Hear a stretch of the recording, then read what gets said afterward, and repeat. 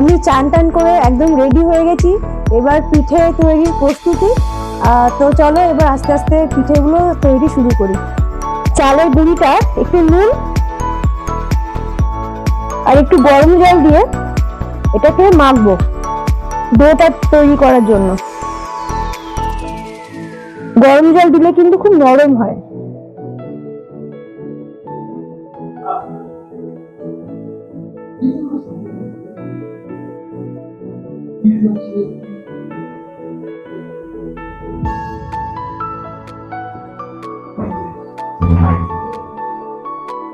এই দেখো, দু রকমের পিঠে তৈরি হচ্ছে। এটা হচ্ছে তরকারির পিঠে, বাঁধাকপি তরকারি দিয়ে এই পিঠেগুলো বানানো হচ্ছে। এই পিঠেগুলো তরকারির, আর এইখানে এটা হচ্ছে নারকেলের পুরটা। তো সকালেই দেখিয়েছি, দেখো কত পিঠে বানিয়েছি, এগুলো নারকেলের পিঠে। এখানে একটু চালের গুঁড়ো আছে, আর এইটা হচ্ছে বাঁধাকপির তরকারিটা, যেটা দিয়ে বাঁধাকপির পিঠেটা বানানো হচ্ছে। তো পিঠে তৈরির প্রস্তুতি কিন্তু একদম মানে খুব তোড়জোড় চলছে। তবে আমার একটু দেরি হয়ে গেছে আজকে।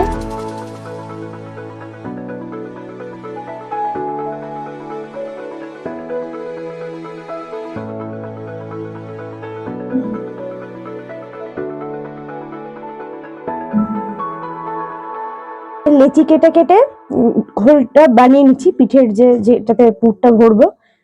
বাঁধাকপির তরকারিটা দিয়ে দিলাম, দিয়ে মুড়ে নিচ্ছি।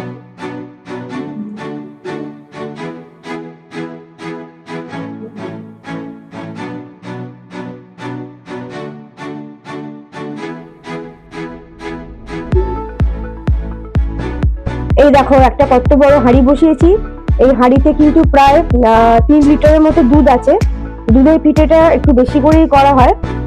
এই দুধটা এবার জাল দিয়ে ঘন করে ক্ষীর করা হবে। হাঁড়িটা দেখো কত বড় হাঁড়ি। পিঠের দিন কিন্তু আমার খুব ভালো লাগে, মানে সংক্রান্তি মানে এই পিঠের যে ব্যাপারটা, এটা আমার কাছে খুব প্রিয় একটা সাবজেক্ট।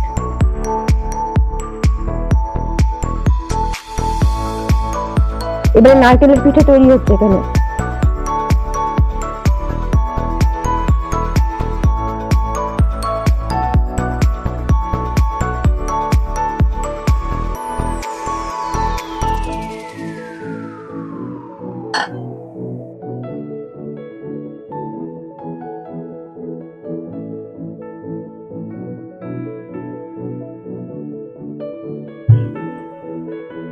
দুধটা পুরো ভালো করে জাল দেওয়া হয়ে গেছে।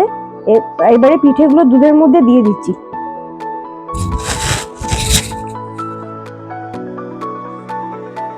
দুধের মধ্যে খোয়া ক্ষীর রেড করে দিয়ে দিচ্ছি। এতে টেস্ট কিন্তু দারুণ হয়।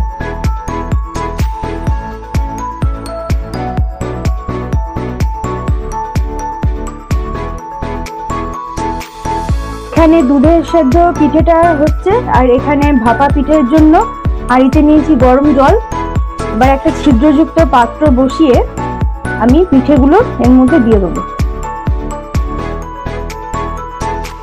পিঠে এখন ভাপানো হচ্ছে, এবারে এটা একটু চাপা দিয়ে দেবো। 15 মিনিটের মতো এটা কিন্তু ভাপাবো। এই যে গুড়, এবার আমি এটা দুধের পিঠের মধ্যে গুড়টা দিয়ে দিচ্ছি।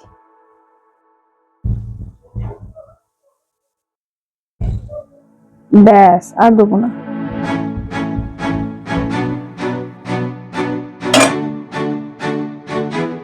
দুধের পিঠেটা কিন্তু একেবারেই হয়ে গেছে। এবার আমি গ্যাসের ফ্লেমটা অফ করে দেবো। আর কালারটা দেখো কি সুন্দর হয়েছে, পুরো একদম ক্ষীরের মতো লাগছে দেখতে।